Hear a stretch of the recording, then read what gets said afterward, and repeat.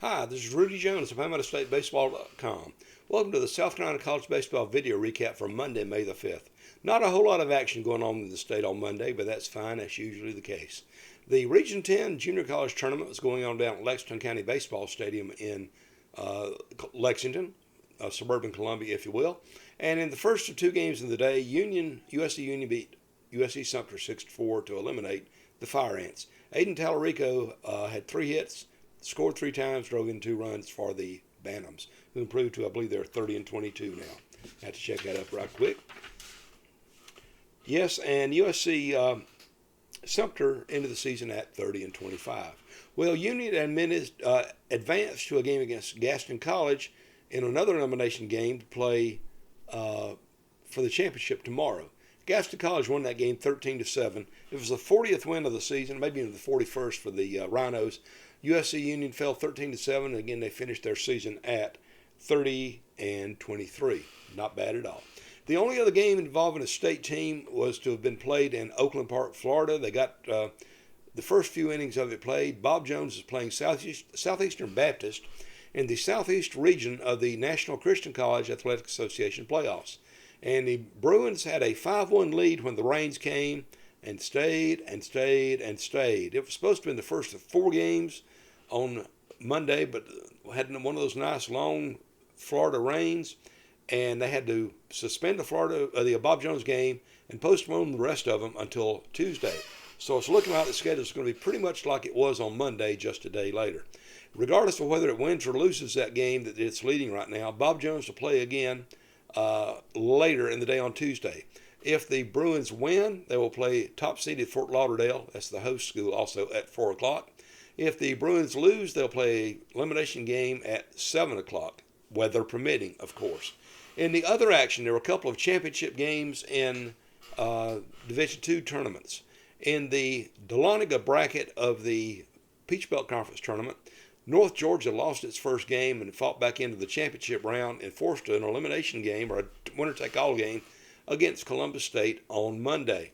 Well, the Nighthawks were up 9-3 going into the 9th inning, and 3 outs away. What can happen?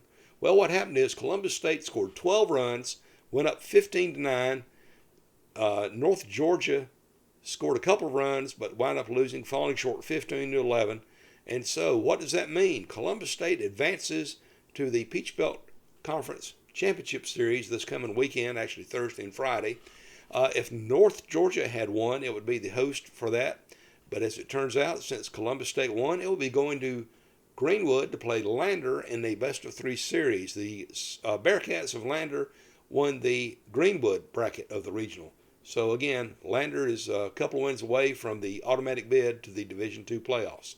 In another Division II conference, Conference Carolinas, Young Harris was the regular season champion. They won they were regular season champion or co-champion with Francis Marion, and they got through most of the action unbeaten. They came into today's game against Belmont Abbey, needing to get 1 win and 2 tries to advance as the automatic representative of Conference Carolinas. Belmont Abbey won the first game 7-6 to force a second game, and the Crusaders won game 2 5-4. So Belmont Abbey wins the Conference Carolinas automatic bid by taking the conference tournament.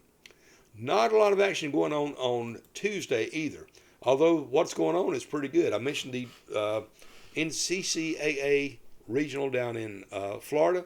Well, Clemson is going down to Conway to play Coastal Carolina in a meeting of ranked teams.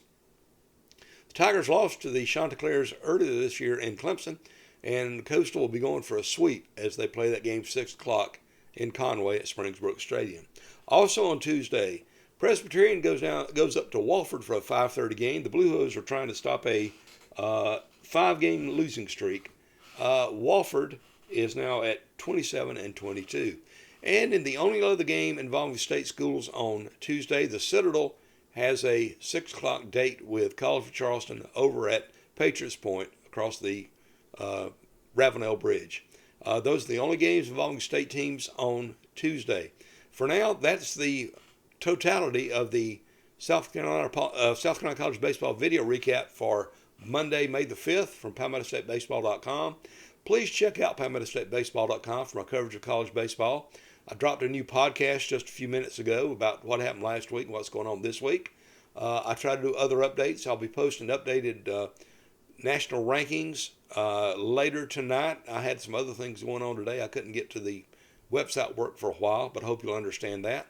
And one thing I just found out is my weekly segment with Phil Kornblut on South Carolina Sports Talk will be moving from Friday to Monday, and actually started this past Monday, so the next time I'll be on will be next Monday. But it is what it is, and that's fine. For now, this is Rudy Jones of PalmettoStateBaseball.com saying thanks for watching. Good night. Jesus loves you.